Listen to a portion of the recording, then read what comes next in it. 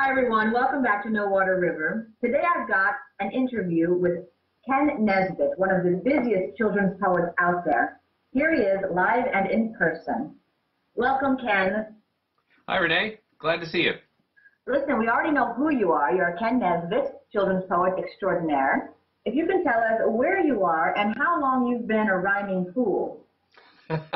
Well, I live in Spokane, Washington, and I have been writing funny poetry for kids for 18 years now. I wrote my first funny kids poem in 1994. So in 18 years, about how many poems do you think you've written? About 1,000. That I've put over 600 poems on poetryforkids.com.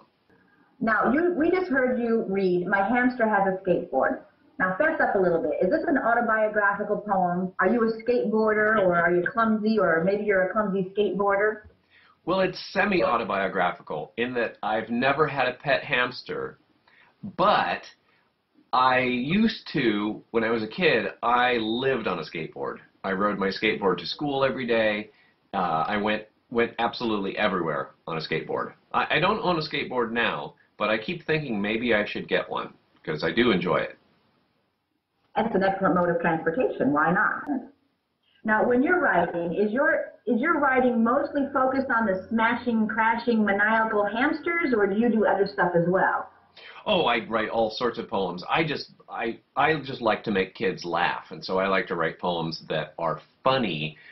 And one thing I've noticed is that you can always improve a kid's poem by putting some people like running and yelling and screaming, and if you add a little excitement to it, it really livens up the poem. Active verbs and a little bit of chaos.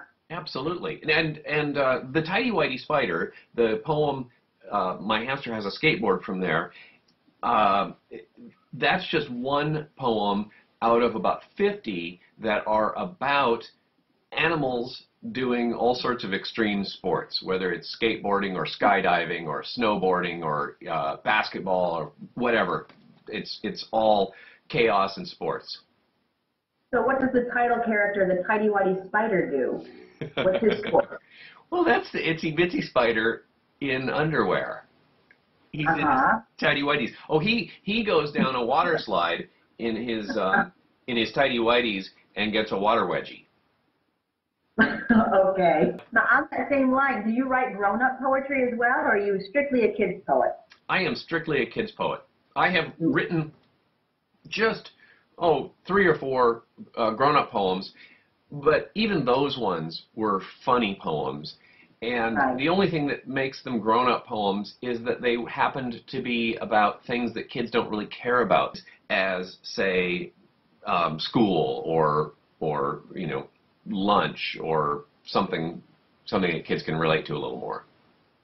Yeah, or if you're my twins, dung beetles, which they went crazy for at the beach today. Ooh, yes, dung beetle poems. I haven't done one of those yet. That sounds like fun. We'll do a dung beetle poem challenge. Oh, there we go. Okay. Now, when did you write you said something a little bit at the beginning, but do you remember what your very first poem was about, or the title of it? And how old were you when you wrote it?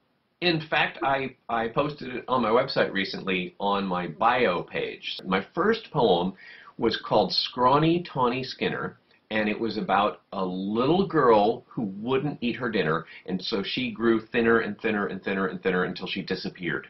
And that poem was inspired by Shel Silverstein's poem, Sarah Cynthia Sylvia Stout, which was about a little girl who wouldn't take the garbage out. And now it happened that I heard a recording one night of Shel Silverstein reciting Sarah Cynthia Sylvia Stout, and earlier that evening I had been out to dinner with a friend whose 4-year-old daughter, Amber, wouldn't eat her food. When I heard Shel Silverstein's poem, I kind of made the connection. Ooh, I could write a poem about a little girl who won't do something she's supposed to do, only in my case it'll be she won't eat her dinner. And that turned into a poem, and that led to a hobby, and that led to a career, and now this is what I do, is make up funny poems for kids. But do you have formal training in writing poetry, or is this just a natural thing that you do?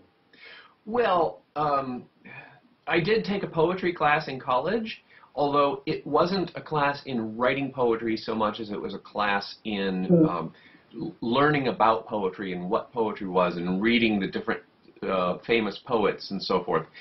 So that's my only formal education in poetry, is that one poetry class in college. But I will say this is not a natural skill, in that I have read many, many, many books on how to write poetry, and so I understand the techniques and the how-tos of writing poetry. Plus, I've practiced an awful lot. You do a lot of school visits, for example. Yes. How did you get started in doing in that? I mean, how did that come about for you? Oh, I was very lucky.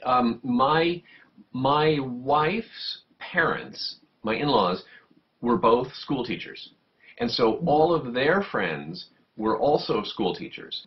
You know, just one thing led to another. I was doing more and more and more and more visiting schools, and now I visit 60 or 70 schools a year in person, and probably another 40 or 50 schools a year online on Skype, just talking like this. Wow, that's fantastic. I bet you've inspired so many kids to pick up their pens and pencils or their computers or whatever they have now, or texting, to write a few poems. Now, I have to say, writing the poetry is great, but probably the best part of my job is when I get an email from a parent or a teacher or even a kid telling me that they used to hate to read or they used to hate to write, and then they discovered this funny poetry stuff, and now they're writing and they are really enjoying it and they won a contest or something like that. Then you know that you've really inspired somebody, and turned them around, turned around their attitude on reading and writing being fun.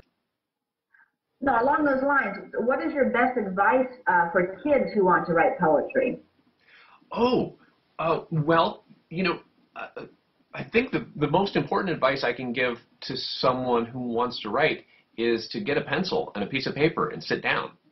And I know that sounds a little flippant, but the truth is, it's so much easier to do anything besides sit down with a pencil and a piece of paper and say to yourself, okay, I'm going to write something now. I mean, it's much easier to pet the cat or get a snack or play a game or watch TV or call your friends or do anything besides put yourself in the chair.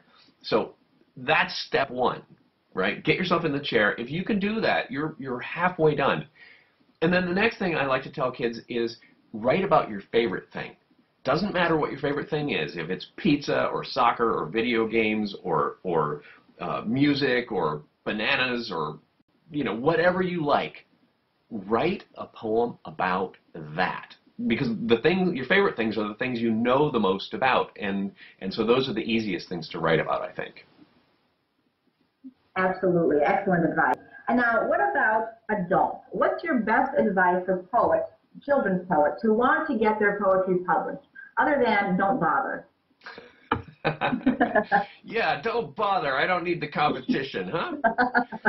No, I think it's marvelous. I love it when I see, when I discover new poets who are writing wonderful children's poetry.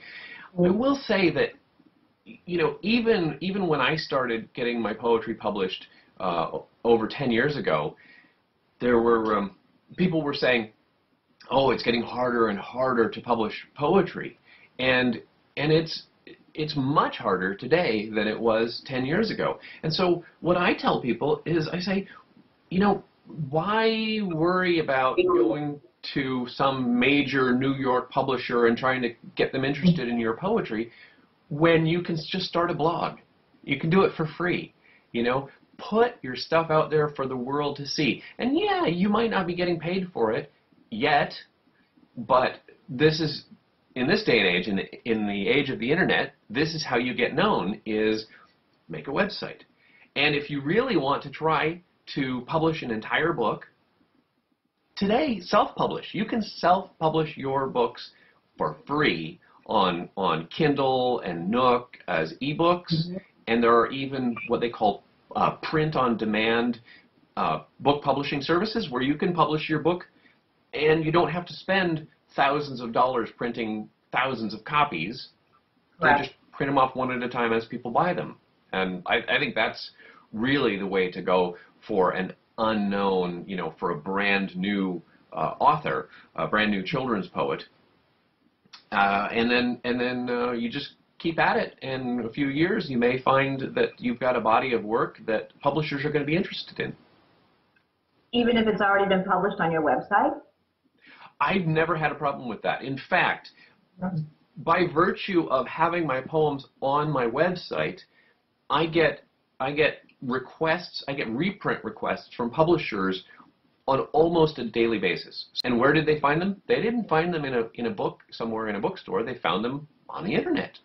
Well, that is very good to know. I mean, obviously, so many of us do have websites. So, and that was always a question that I've heard around the blogosphere is, but it's already published. No one will look at me. I don't have a problem giving away my poems for free because there's so many more where those came from. There's always more poetry. Right. And so I also would want to say to people, don't worry about it, really. If someone doesn't want one that's on your website, write a new one. Absolutely, absolutely. And I used to think, oh, well, I'll just put a few poems on my website so that way people will get a taste for how good they are and then they'll want to run out and buy my books. And I have totally changed my opinion on that. And now I put everything on my website, and I find that actually makes people want to buy the books even more because they're like, wow, look at all this stuff. Wow, this is wonderful. I really have to get one of his books. It seems to work. I'm very pleased to hear that, really. I think a lot of the readers here at No Water River are going to be also happy to hear that. So very good advice. Thank you. Now, let's get back to kids for a second, however. Sure. If you could recommend one book of children's poetry that kids should read, other than your own, or one children's poet that they should really know, which book or which poet would that be? Wow. Well, I hate to narrow it down to one, but I will say if I had to recommend just one book, it would be one that most kids, at least in this country, haven't seen. I would recommend the book Bubblegum Delicious by Dennis Lee. Dennis Lee is a Canadian children's poet. He's probably one of the most famous children's authors in Canada, and he's most well known for his book Alligator Pie. But his book Bubblegum Delicious is so wonderful, and it can make you laugh on one page and make you cry on the next and give you goosebumps on the next page, and I just can't speak highly enough about that book. Now, Ken, we want to know if we can come visit you and peruse your wares. Online, of course, not at your house, because you clearly have no control over your pet hamsters, and we're not insured against hamster-induced trauma. So where can we go to see what you've got? Your books and your websites and your blog, where can we find you? Well, my website is poetryforkids.com, and that's with a number 4 rather than the word 4, so poetry, numeral 4, kids.com. You can also just go to nesbit.com, and that'll just redirect you right there. And when you visit there, when you get to the home page, make sure you click on the picture of the tidy-whitey spider, because that's where all the poems are. That's where all the mayhem happens. There's lots of other stuff there as well. There are poetry writing lessons. There are video games. There's a new contest every month where I give away a free ebook once a month. There's even a rhyming dictionary, so that if you are writing a rhyming poem and you need to find words that rhyme, you can type in cat and it will give you chat and drat and fat and hat and so forth. Excellent. Ken, I can't thank you enough for stopping by and for adding My Hamster Has a Skateboard to the video library here at No Water River, which I hope is going to grow and grow and grow with more established poets like you and also unpublished poets who are published on their blogs or wherever, who are just writing good stuff for kids. That's what we're trying to do here, and I really thank you so much for taking the time to be a part of it. Well, thank you for having me, Renee. It's been wonderful. Okay, bye-bye then. We'll see you next time at No Water River. Bye now.